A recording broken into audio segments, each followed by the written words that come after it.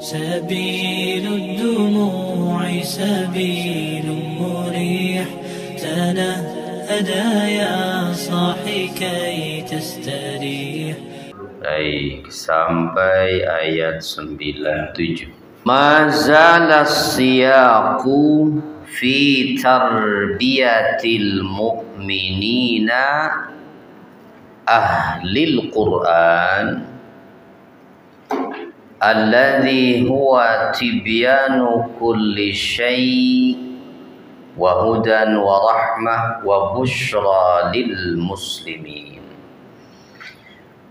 Pembahasan kelompok ayat ini masih tentang tarbiyah, pendidikan Allah terhadap orang-orang mukmin, yakni ahli Quran, yaitu orang-orang pemilik Al-Quran atau yang berhak untuk dimuliakan oleh Al-Quran. Yang Al-Quran itu adalah tibyanu kulli syai', penjelasan bagi segala sesuatu. Al-Quran juga adalah petunjuk, Al-Quran adalah rahmat, Al-Quran juga adalah kabar gembira bagi orang-orang yang beragama Islam, yang muslim, yang memang menunjukkan ketundukan dalam hidupnya kepada Allah. Itulah artinya muslim, ya. Muslim itu kan tunduk artinya. Maka Allah Ta'ala pun berfirman, wala tattakhidhu, dan janganlah kalian menjadikan aimanakum, sumpah kalian. Nah, secara khusus di sini aiman, ya, sumpah. Jangan kalian jadikan sumpah-sumpah kalian dakhalam bainakum, sebagai alat penipu di antara kalian. Waduh. Li ajlil ifsad wal khadi'ah. Yani maknanya, jangan sampai kalian menjadikan sumpah itu hanya untuk tujuan ingin menipu dan berbuat kerusakan. Yakni litatawassalu bil aimani ila ghardin dunyawiyyin safilin. Maknanya adalah, jangan sampai kamu menjadikan sumpahmu itu, janji-janjimu itu hanya untuk mengelabui di antara kalian, agar kalian begitu dengan sumpah-sumpah itu bisa memperoleh tujuan duniawi yang rendah. Gitu. Ya. Jangan asal janji sumpah demi Allah. Misalnya, saya berjanji kalau saya terpilih, waduh, akan bla bla bla bla, banyak banget janjinya. Tuh. Padahal untuk mengelabui saja, supaya terbuai mereka dengan janji itu, dan dia melenggang begitu, mendapatkan jabatan itu. Waduh, berat sekali dosanya itu.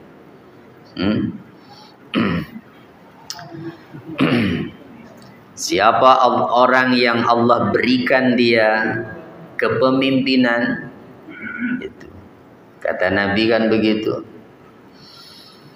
kemudian dia mati dalam keadaan menipu rakyat yang dipimpinnya, maka Allah haramkan dia masuk surga. Oh, berat Pak, ya. Jangan berani-berani dah, ya.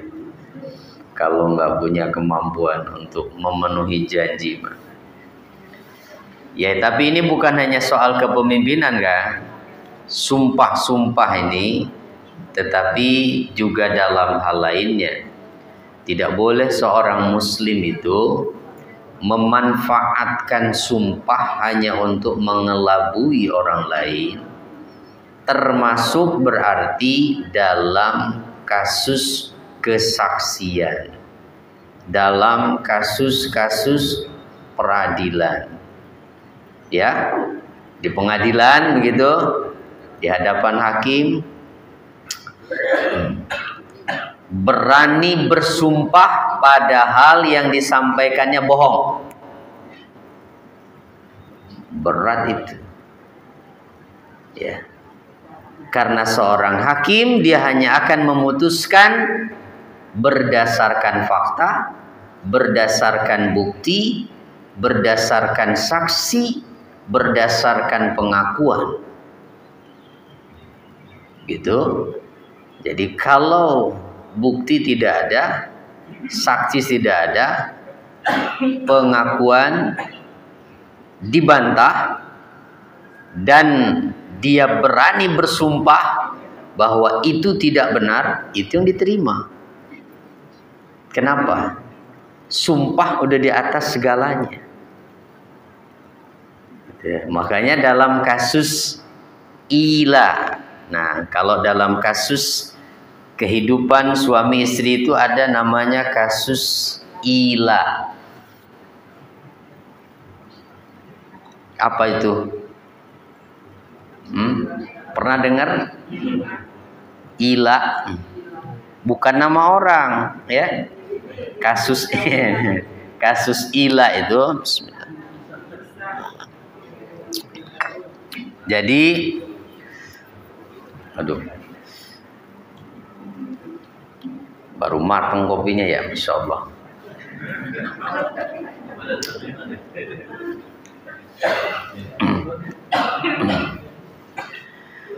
Ila tuh begini, Bu. Seorang suami menuduh istrinya berzina. Gitu. Ini berat. Dan tuduhan itu memang bukan tanpa alasan. Memang si suami mengetahui kejadiannya. Ya, misalnya dalam kasus yang sebenarnya begitu, walaupun apalagi kalau enggak mah, kalau semata-mata menuduh lebih berat lagi. Ini kalau seandainya si suami ini menyaksikan dengan mata kepalanya ternyata istrinya melakukan hubungan dengan orang lain. Nah, maka si suami mengadukan istrinya supaya dituntut, tentunya karena dia dianggap sudah berzina. Nah, bisa diterima nggak pengaduan suaminya itu? Apa syaratnya? Menghadirkan berapa orang? 4 orang laki-laki yang keempat-empatnya melihat dengan mata kepala. Susah kan? Ayo, gimana itu? Lah yang tahu suaminya. Nah, video sekarang udah nggak bisa dijadikan alat bukti, apalagi sudah ada AI deh, udah bisa rekayasa itu.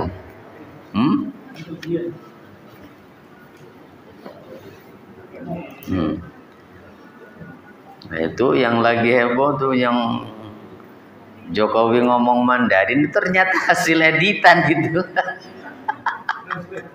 Iya.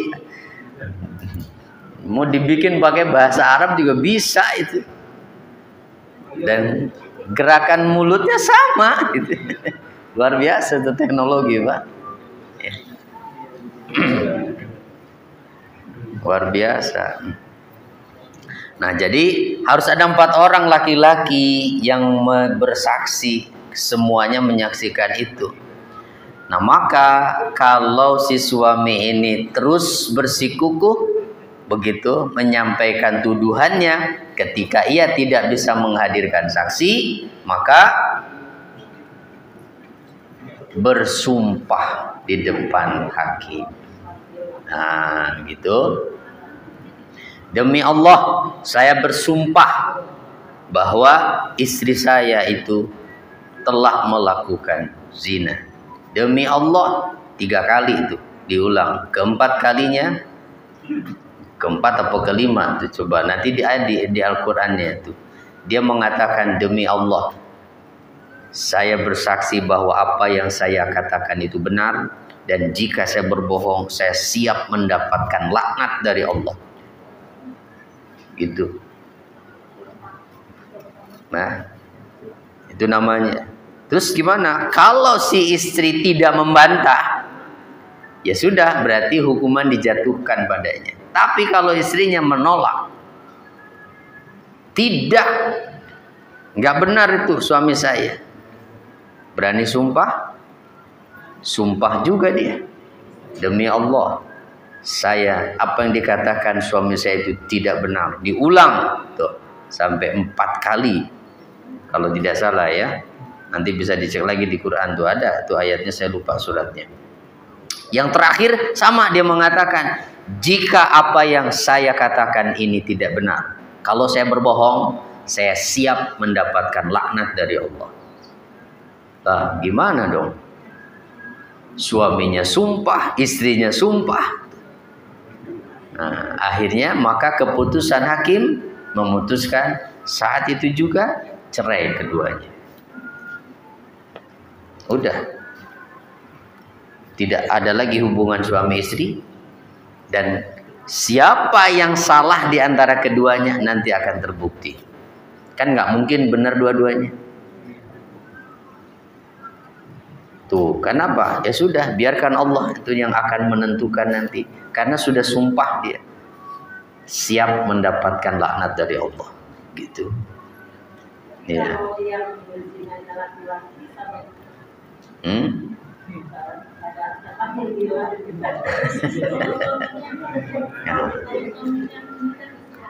Kalau yang menuduh zinanya suami apa si istri, gitu.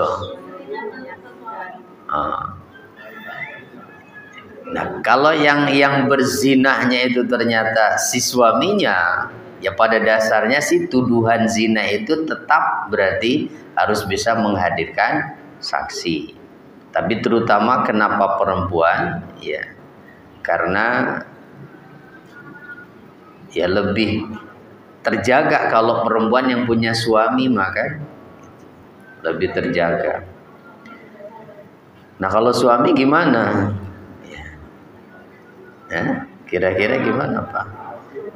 Begini, sebetulnya kasus itu sampai ke hadapan hakim itu kalau ada pengaduan atau ada pengakuan, ya.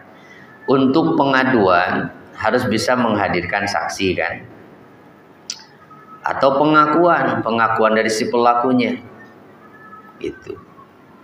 Nah, kalau tidak ada, ya maka dikembalikan. Maksudnya, ya kalaupun dia betul-betul melakukan itu, diminta untuk bertobat.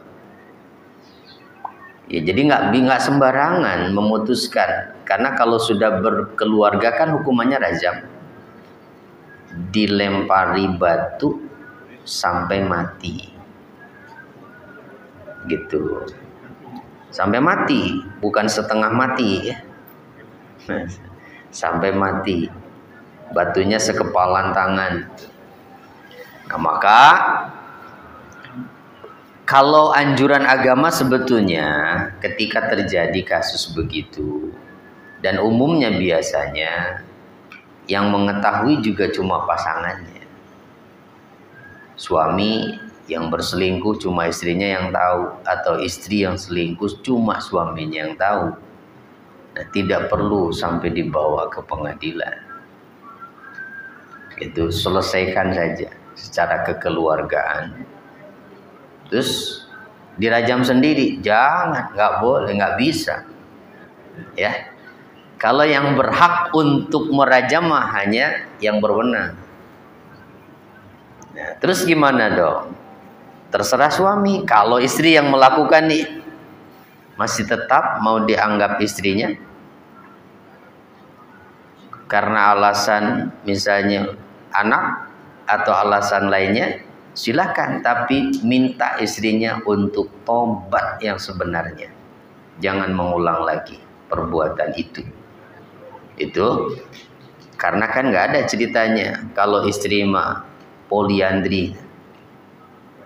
Kalaupun misalnya begitu ya, ya tetap dengan suaminya dong. Masa jadi dua suaminya? Minta tobat. Atau ya suaminya memutuskan cerai aja. Untuk apa saya pertahankan perempuan kayak begitu? Nah, ya udah. Terus urusan dia tobat, makanya. Itu apakah tobatnya diterima atau tidak tergantung. Ya, dia betul-betul menyesal atau tidak dan memperbaiki diri setelah itu atau tidak. Nah, dengan menjalani hukuman pun tetap diminta tobat dulu supaya di akhirat nanti dia nggak dihukum lagi. Nah, kalau suami yang berbuat, kan solusinya tidak harus cerai. Kalau ternyata ketahuan misalnya, ya, kenapa? Karena kalau suami masih ada celah, ya itu dia. Ya, tapi jangan pakai jalan itu biar disetujui. Ya, oh, ya mendingan ngomong yang jujur, ya Pak. Kalau berani, kalau berani. Jangan dengan jalan itu kayak anak muda yang nggak disetujui sama orang tuanya begitu, akhirnya dihamili dulu anaknya kan, dan ujung-ujungnya kan orang tuanya nggak mau menanggung rasa malu, dipaksa nikah. Udah jelas-jelas anaknya nggak bener, bejat begitu, dipaksa menikahi anaknya. Coba kan nggak masuk akal. Ya harusnya jangan sama dia, orang dijelas bejat itu akhlaknya. Kalau memang sengaja begitu ya, untuk disetujui. Baik, kita kembali ke sini ya. Jadi intinya sumpah-sumpah apa saja, perjanjian dalam bentuk apapun tidak boleh dimanfaatkan untuk tujuan apa? Tujuan apa? Mengelabui orang lain karena untuk kepentingan dunia. Termasuk dalam jual beli. Jangan pakai sumpah-sumpahan. Itu, yang jujur aja. Ya, yang jujur aja. Wallahi Pak, ini modalnya aja saya misalnya begitu. Pakai sumpah-sumpah segala, sumpah demi Allah, belum dapat. Nggak usah sumpah-sumpahan. Berat Pak, sumpah itu. Karena kalau orang bersumpah itu kan berarti resikonya apa? Kalau dia bohong, siap untuk dilaknat. Berat itu, ya. Kemudian fatazilla qadamun ba'da subutiha, yang menyebabkan kakimu tergelincir setelah kukuh tegaknya, wa tazuqu su'a bima sadatum an sabilillah, dan kamu akan merasakan keburukan karena kamu menghalangi manusia dari jalan Allah, dan bagi kamu azab yang besar. Walakum azabun azim. Bi an yaqa ahadukum fi kabiratin min hadzal naw. Itu yahlifu billahi biqasdil khida wat tadlil. Nah, ini dalam hal ini Ini ditujukan kepada orang-orang yang sengaja bersumpah dengan tujuan untuk menipu dan menyesatkan orang lain. Ya, menyesatkan orang lain. Gitu, demi Allah tuh saya bersumpah Muhammad itu nggak benar, Quran itu cuma itu misalnya begitu ya, maka kalian akan merasakan keburukan di dunia karena kalian menghalang-halangi manusia dari jalan Allah.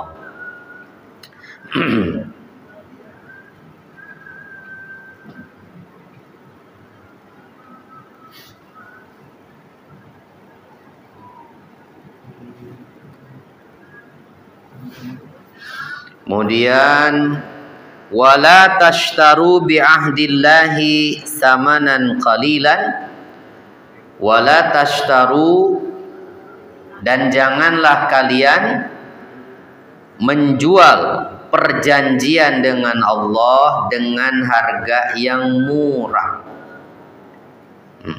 Maksudnya apa harga yang murah itu? Kepentingan duniawi. Ya, maksudnya apa menjual janji dengan Allah itu? Iya, berjanji dengan mengatasnamakan Allah tetapi tidak ditepati. Ya. Nah, jangan memperjualbelikan janji perjanjian dengan Allah itu hanya untuk harga yang sedikit. Jadi kepentingan dunia sebesar apapun itu sedikit nilainya.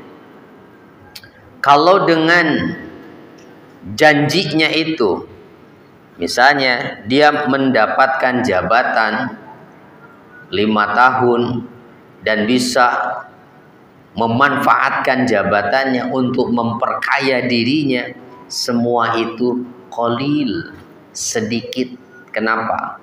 Tidak abadi, akan habis dan ditinggalkan semuanya. Gitu. Nah, jadi kepentingan dunia, keuntungan dunia itu seberapa besar dan banyak pun itu hakikatnya sedikit. Ya. 1 miliar, 1 triliun sedikit, Pak. Ya, kenapa? Akan habis. Ya, kan habis. Innama indallahi huwa khairul lakum in kuntum ta'lamun. Sesungguhnya apa yang ada di sisi Allah itulah yang lebih baik bagimu jika kamu mengetahui. Innama indallahi huwa khairul lakum. Pasti ya. Apa yang ada di sisi Allah itu pasti lebih baik. Dan apa yang ada di sisi kalian itu akan habis nanti. Ma indakum yanfad, ya. Apa yang ada di sisi Allah itu lebih baik. Maksudnya apa yang ada di sisi Allah dengan melakukan ketaatan, menepati janji itu lebih baik daripada keuntungan duniawi yang kalian dapatkan dengan berbohong dan mengingkari janji itu. Begitu maksudnya. Seberapapun kalian dapatkan itu keuntungan dunia, tidak lebih baik dibandingkan pahala yang ada di sisi Allah kalau kamu mau menepati janji itu. Nah, maka seorang mukmin yang bersumpah, yang berjanji, apalagi menggunakan nama Allah, dia tidak akan sembarangan begitu dengan ucapan janjinya. Kenapa? Karena tanggung jawabnya bukan hanya di dunia saja, tapi sampai di akhirat nanti. Berat bagi seorang mukmin, ya. Gitu, nggak akan sembarangan.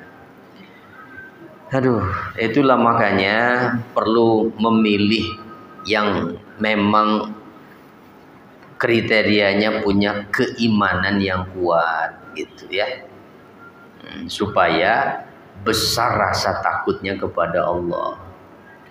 Kenapa pejabat banyak yang korupsi? Itu memang nggak ada takutnya dengan Allah.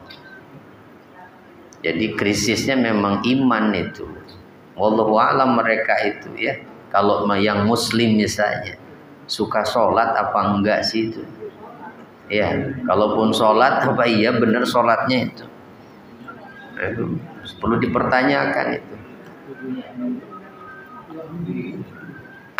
Selemah-lemahnya iman, kalau orang itu benar-benar beriman kepada Allah, nggak akan berani melakukan ya sesuatu apalagi dengan memanfaatkan sumpah janji demi Allah. Berat Pak. Galau pasti hatinya itu kalau orang beriman mah ya. Kayaknya kata Nabi itu kata beliau bahwa albirru husnul khuluq. Nah, kebajikan itu adalah akhlak yang baik. Nah, sedangkan dosa adalah mahaka fi sadrik, sesuatu yang ada keraguan di hatimu dan kamu tidak mau orang lain mengetahui itu. Tuh, jadi artinya hati nurani manusia sebetulnya sudah bisa mendeteksi ketika dia melakukan sesuatu yang tidak benar. Hatinya nggak akan tenang. Cuma ada yang mengikuti hati nuraninya, ada yang mengikuti nafsunya. Nggak didengar suara hatinya itu. Kalau sudah nafsu. Apalagi kanan kirinya teman-temannya setan semua. Susah. Iya kan? Setan bisa dari jenis manusia kan? Ya nggak Bang? Iya, minal jinnati wan nas tuh. Yang bisa jadi setan itu dari jin dan manusia.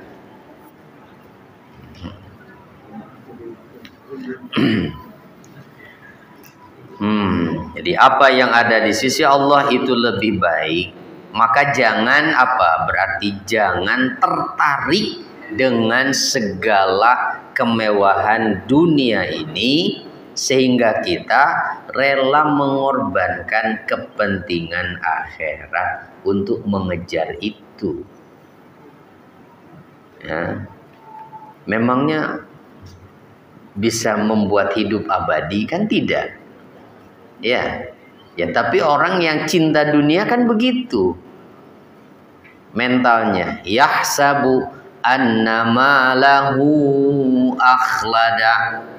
Dia mengira bahwa hartanya itu akan membuat dia kekal, akan hidup selamanya. Enggak mungkin lah. Ya, enggak mungkin. Pasti akan dia tinggalkan semuanya itu. Ma indakum yanfadu wa ma indallahi baq. Apa yang ada di sisi kalian itu akan lenyap, akan habis. Yanfad itu baik itu harta ataupun kesenangan dunia lainnya.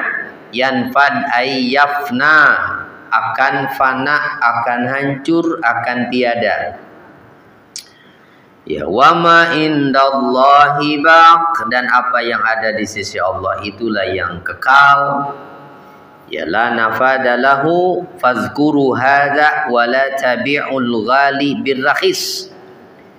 Itu maka ingatlah apa yang disampaikan ini, jangan kalian mau menjual sesuatu yang mahal, yang berharga ditukar dengan sesuatu yang murah.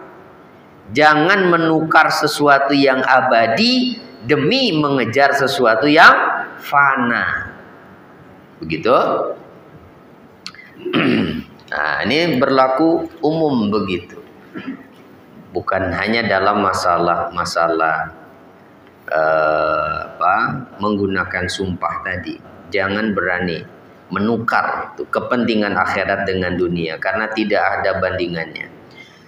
Kesenangan dunia itu dibandingkan dengan akhirat, kata Nabi, Perbandingannya adalah seperti seseorang yang mencelupkan jarinya ke lautan, lalu diangkat jarinya.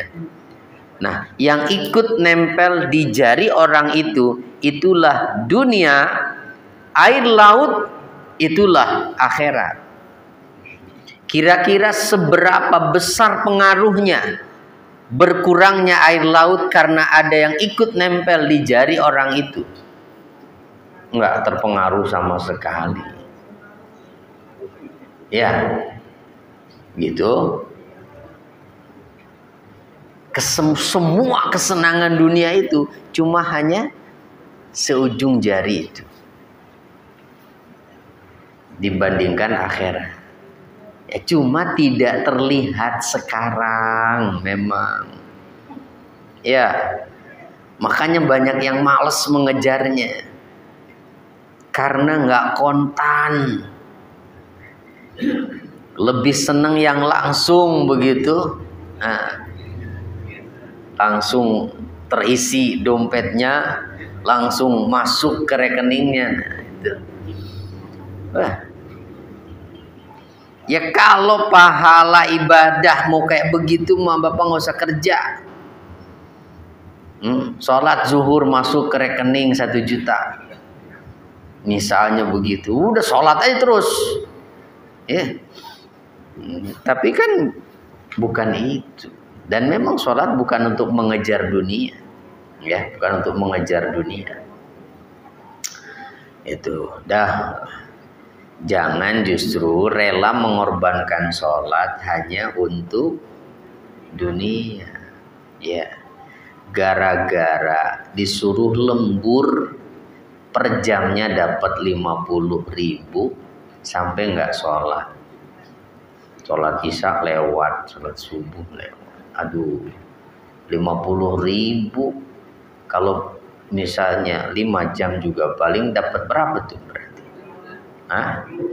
Bisa menjamin hidup berapa lama itu segede itu. Kok mau-maunya ditukar dengan pahala akhirat yang nanti itu kalau dikasih abadi kesenangannya. Bukan sehari 2 hari di sorga itu, abadi.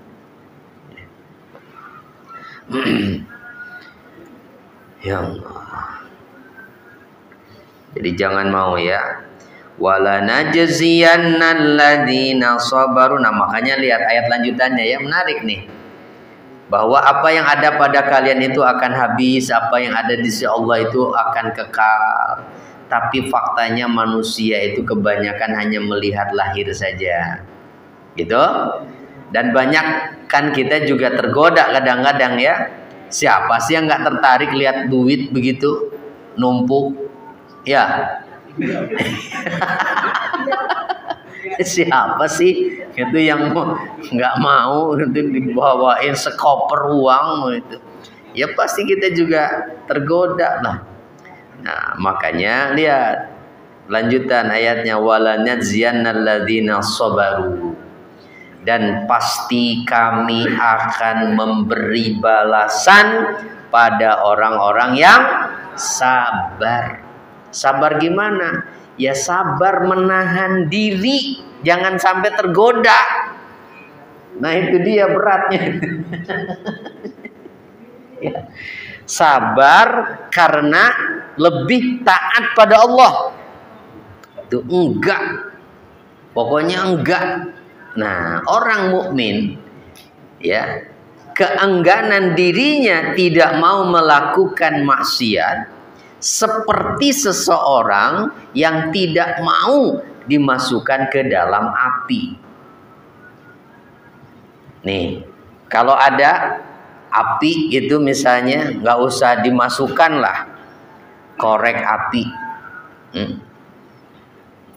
suruh dibakar jarinya dengan korek gitu. Mau apa enggak?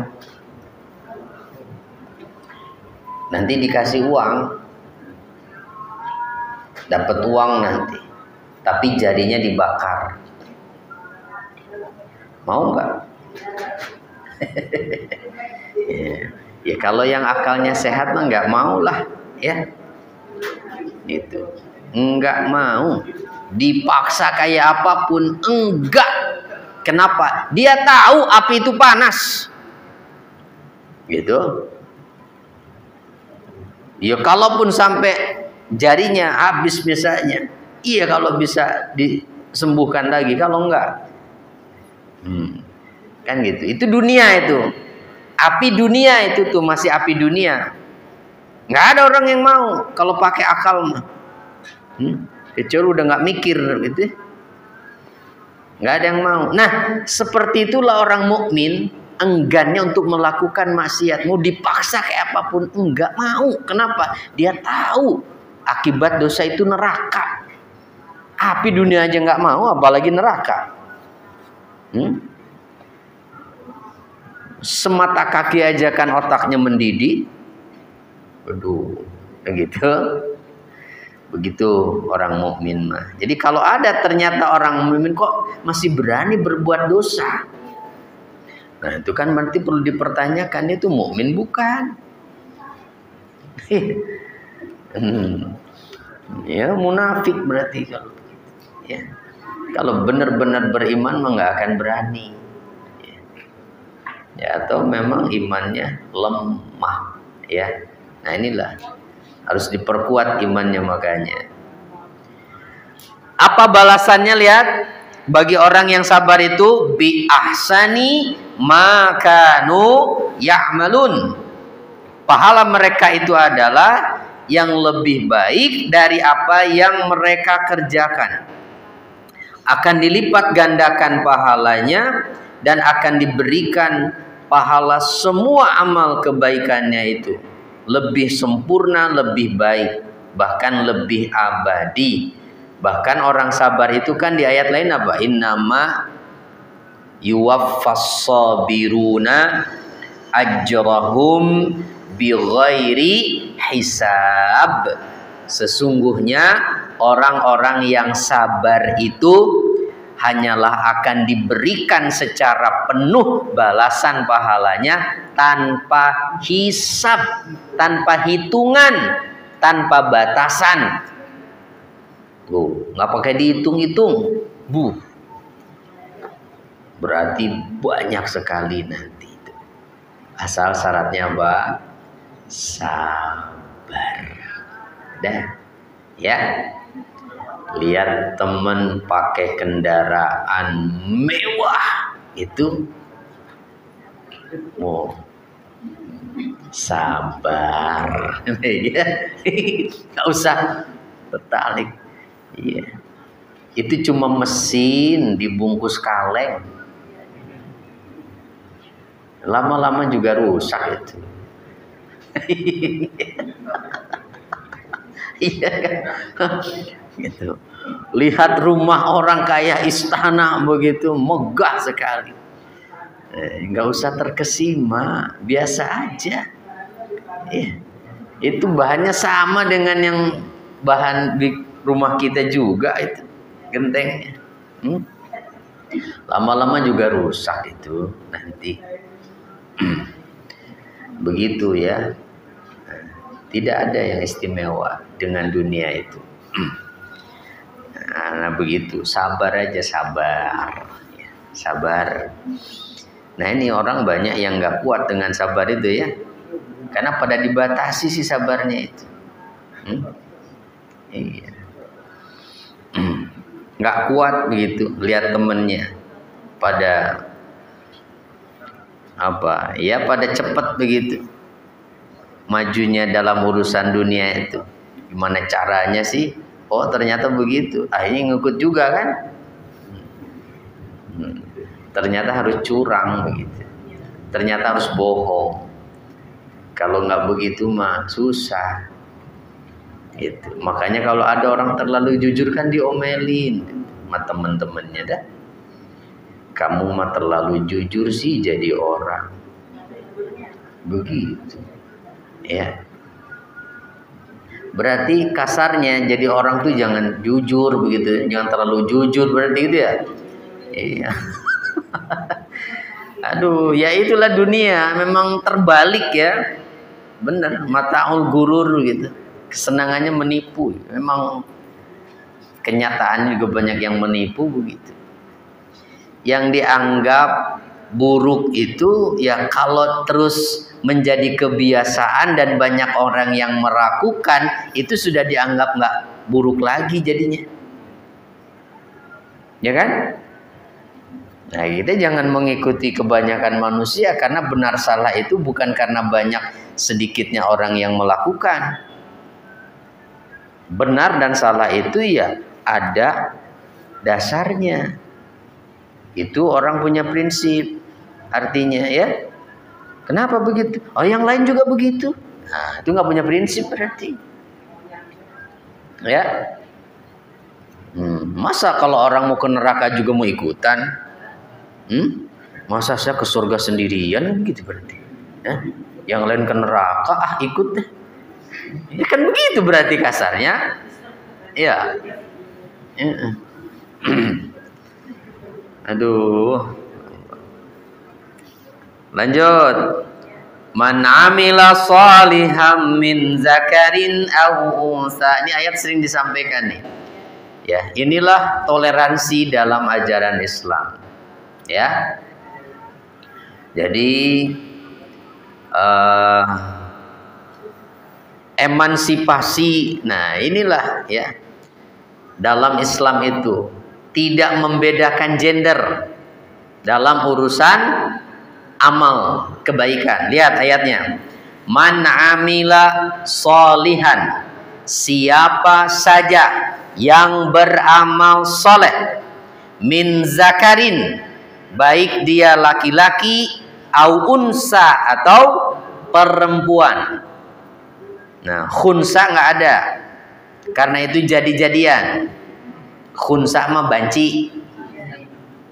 Yang ada itu unsa, ya.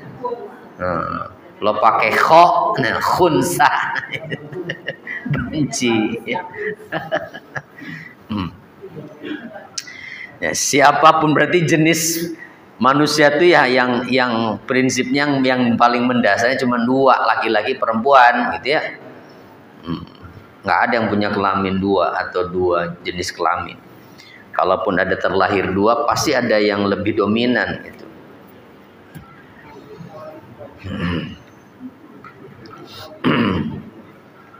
Gitu.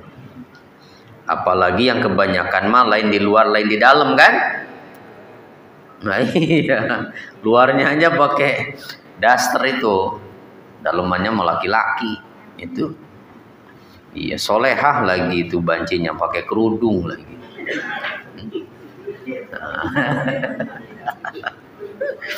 Ya, siapa yang beramal soleh, mau laki-laki mau perempuan, wa huwa mu'min, dan dia itu adalah orang beriman. Nah ini penting nih, gak hanya asal berbuat baik, tapi syaratnya apa? Mukmin. Itu mukmin. Nah, fala nuhyiyannahu hayatan thayyibah. Apa janjinya? Pasti kami akan berikan kepadanya kehidupan yang baik. Tuh, kehidupan yang baik. Di mana kehidupan yang baiknya ini? Disebut nggak di situ tempatnya? Fala nuhyiyannahu hayatan thayyibahnya itu di mana? Ada nggak disebutkan? Nggak ada.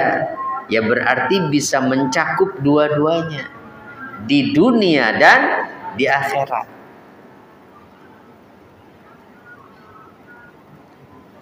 Ya tapi banyak yang ibadah kok nggak kaya-kaya. Yang rajin tahajud hartanya segitu-gitu aja. Loh katanya dikasih kehidupan yang baik. Nah ini yang perlu diluruskan. Persepsi kita tentang kehidupan yang baik itu gimana? Apakah itu yang Allah maksudkan dengan hayatan thayyibah itu? Kan mungkin persepsi kita mah kehidupan yang baik di dunia tuh banyak kekayaannya, itu ya. Badannya sehat, gak banyak masalah, pintar, gitu. Uangnya nggak habis-habis, istrinya lebih dari satu gitu, Pak. Aduh. hayatan thayyibah. Padahal ya, berlimpah harta, banyak jabatan belum tentu itu baik. Ya enggak? Bisa jadi justru menambah masalah. Nambah istri emang nggak nambah masalah, Pak?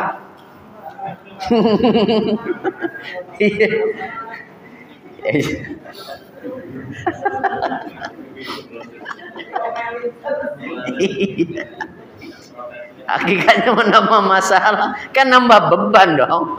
Iya. Resikonya berat punya istri lebih dari satu. Kalau nggak bisa adil nanti jalannya miring-miring di akhirat. Tuh kata Nabi begitu. Ya. Iya. Iya. Iya, jadi kalau ibu memang suaminya mau nikah lagi, tanya dulu, Bapak siap miring-miring?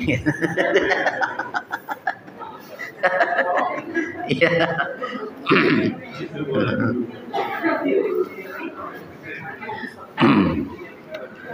Gitu.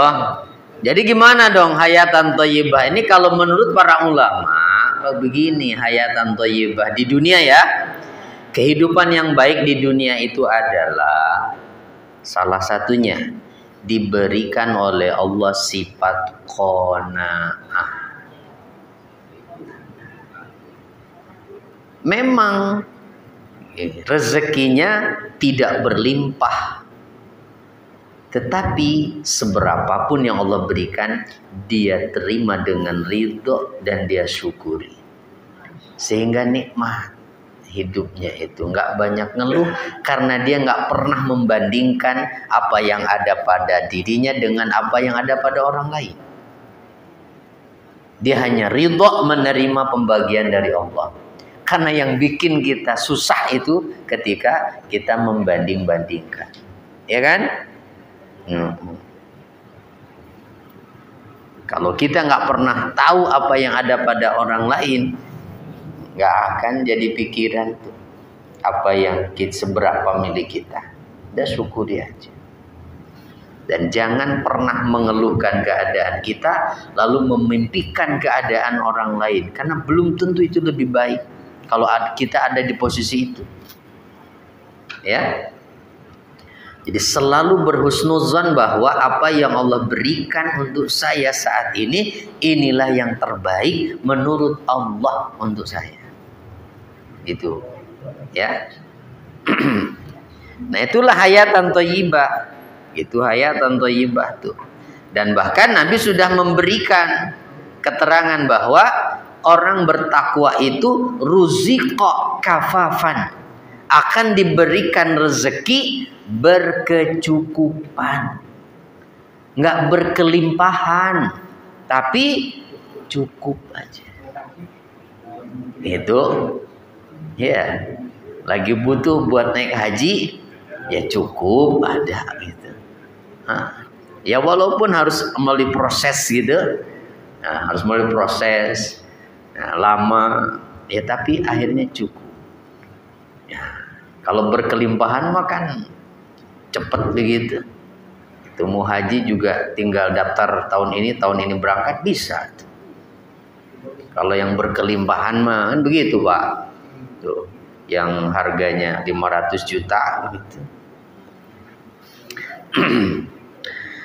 Nah itu Pak, ya hayatan thayyibah tuh. Nah terus pertanyaannya, lalu bagaimana jika ada orang yang berbuat baik dan baik sekali itu, tapi nggak beriman?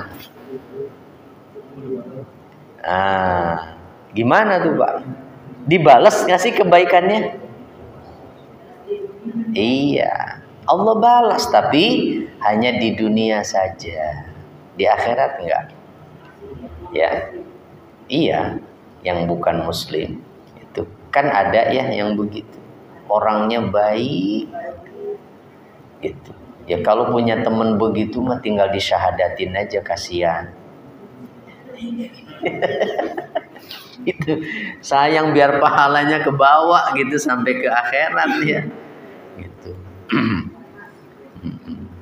Karena kalau orang seperti itu, kalau dia masuk Islam tuh, dosa-dosa kesalahannya dihapus semua, kebaikannya tetap dicatat. Tetap dicatat. Enak ya? Iya enak kalau ada yang begitu. yang bukan muslim banyak berbuat baik, kalau dia masuk Islam nggak ada dosa tuh, bersih. Semua kebaikannya dicatat, tetap enak begitu. Ya. Gitu. Tapi ya kita mau udah terlahir jadi muslim, jangan pengen kayak begitu. Ya kalau murtad dulu mah lain ceritanya. Ya. Kalau murtad justru semua amal kebaikan selama kita Islam itu hapus semua. Kalaupun nanti balik lagi jadi muslim itu dari nol lagi, nggak dihitung yang udah pernah dilakukan.